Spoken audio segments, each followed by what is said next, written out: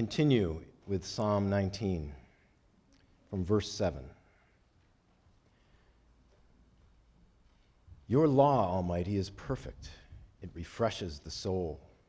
Your rule is to be trusted. It gives wisdom to the naive. Your purposes, O God, are right. They gladden the heart. Your command is clear. It gives light to the eyes. Holding you in awe, Almighty, is purifying. It endures.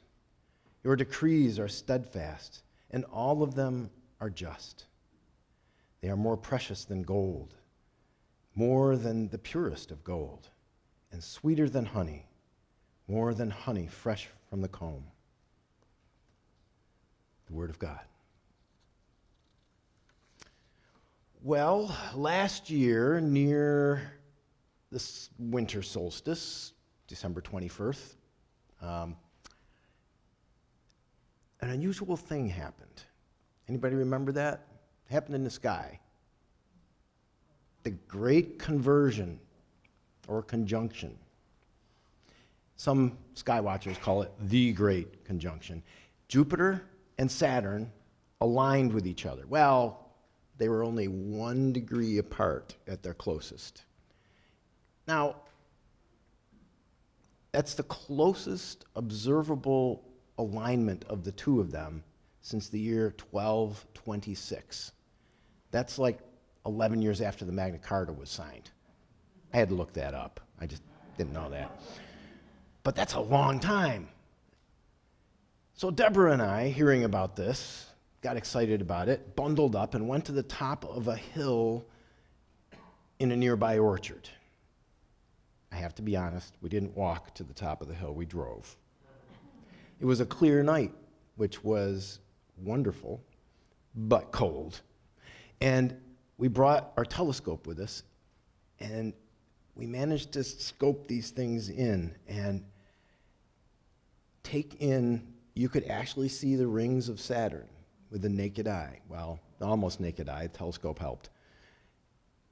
And it sort of came home that these massive planets that dwarf the size of our planet Earth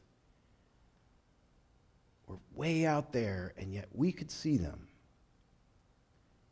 Huge planets, tiny, so far away, and yet so close.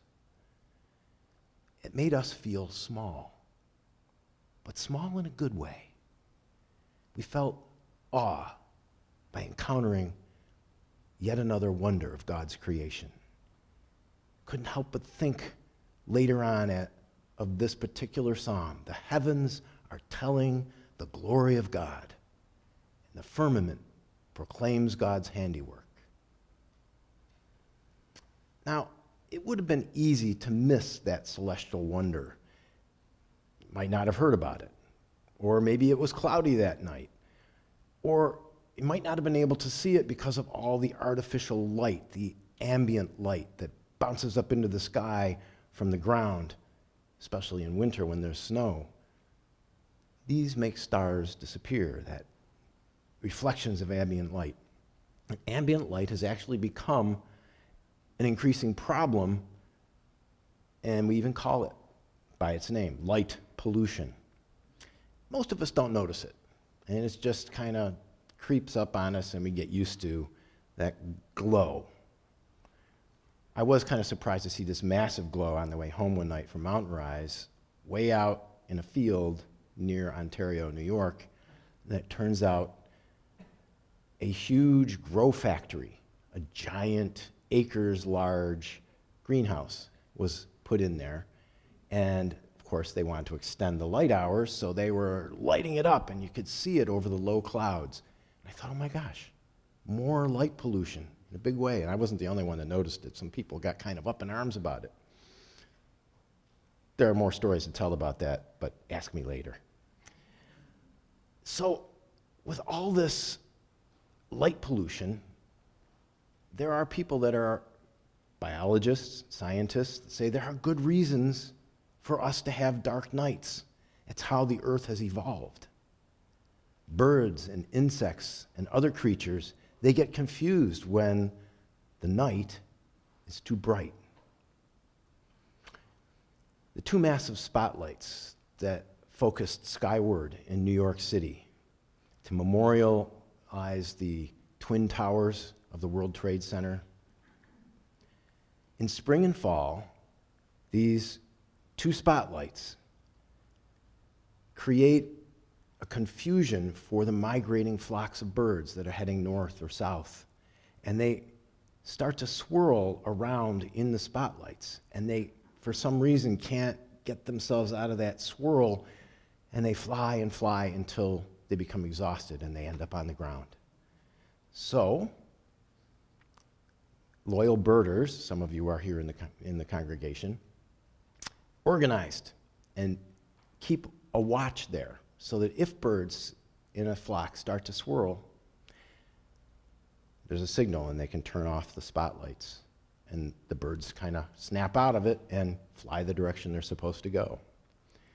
But that's just one example of many ways that our technology has created light pollution and keeps us from encountering the wonder of creation. Ambient light is kind of a metaphor for the blinding beams of our cultural preoccupations and our resulting blindness to wonder. How much time, actually there's a little gauge on this device that reminds me, if I dare to look at it, how many hours have you looked at this device today? It'll tell you, But when I'm looking at this, I'm not looking at, oh, wow. Sometimes I'll hear Deborah yell out to me when she's outdoors and I'm indoors working on something and tell me what kind of bird is flying by. And I try to get there. I'm not as quick as I used to be. But always, there are wonders for us to behold. It doesn't matter where we are. It's important for us sometimes to just see the wonder of creation and allow ourselves to be awestruck. Rabbi Abraham Heschel, one of the leading Jewish theologians and philosophers of the 20th century, insisted that awe is critical to not taking creation for granted. Because if we do take it for granted, we lose our ability to fully experience it with depth and reverence. Awe is a pathway to seeking knowledge, to learning wisdom, and even to divine presence. Awe usually hits us unexpectedly. And we can learn to recognize awe when it happens and not just keep about our business and stay on schedule or be distracted. We can learn to discover what it means and what awe might be telling us about ourselves and the world and our Creator. Frederick Buechner illustrates awe from his first time seeing the giant redwoods in Muir Woods, California. He says, there were some small children nearby, giggling and chattering and pushing each other around, and nobody had to tell them to quiet down as they entered the forest. They quieted down all by themselves. Everybody did. You couldn't hear a sound of any kind. It was like coming into a vast, empty room. In effect, Buechner is describing kind of a paradigm shift, a different way of seeing things. He says 200 or 300 feet high the redwoods stood. They made you realize that all your life you'd been mistaken. Oaks and ashes, maples and chestnuts and elms you had seen for as long as you could remember, but never until this moment had you so much as dreamed what a tree really was. The kids probably didn't know that what they were feeling and what made them get quiet was awe.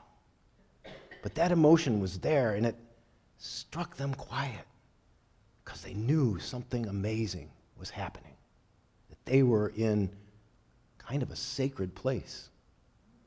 It wouldn't be surprising if in that moment one of those kids had kind of an awakening to imagine maybe a career in ecology or biology, or simply fell in love with the great outdoors, a love that would have a bearing on big choices that she or he made all through their lives. Maybe they even felt awe at the one who created the world around them. Awe can set a direction for life. Awe can even move a person toward God. When we feel awe, we could say there's something spiritual going on there, whether we recognize it as such or not, and whether we have what you call faith or not. But awe creates this paradigm shift mentally and emotionally from the world is all about me to the world is larger than me, and maybe even to this is God's world. Abraham Lincoln apparently had that kind of experience. He's quoted as saying, "I never behold the heavens filled with stars that I do not feel I am looking in the face of God.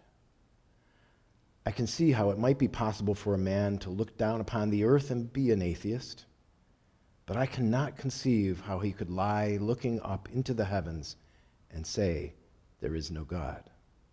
End quote. We know that's not everyone's experience, and some people do say there is no God. We can't expect everyone to find God through the same channels. Divine presence uses lots of different pathways to get to us, to come into our lives, and awe is just one such gate, but it's an important one, and it's one that's worth seeking, because awe enables us to sense the possibilities we hadn't imagined before.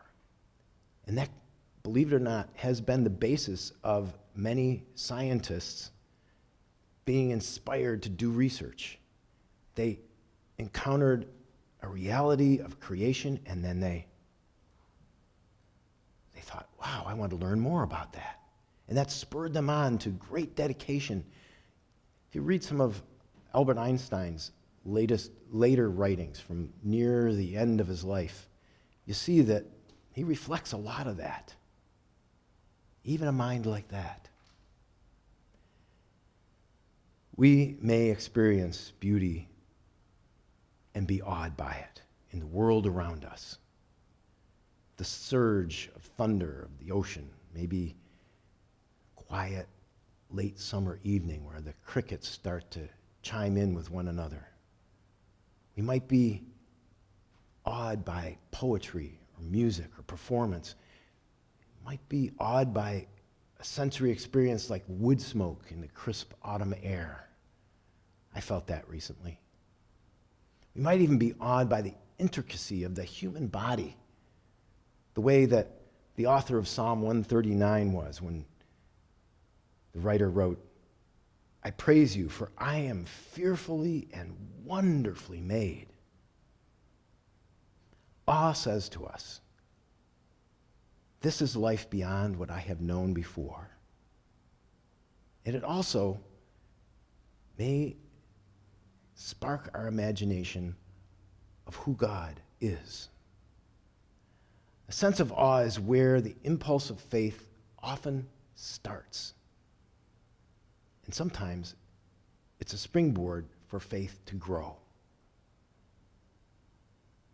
If we are more intentional about embracing the wonder of life, of the world, of human beings, of creativity, we may find ourselves moving closer to the divine. So give thanks when awe happens to you, and vow to put yourself in more places that leave you speechless before your Creator. Spend a few moments right now, quietly, to remember times and places and people that have left you awestruck. Join me for a minute. and think of these.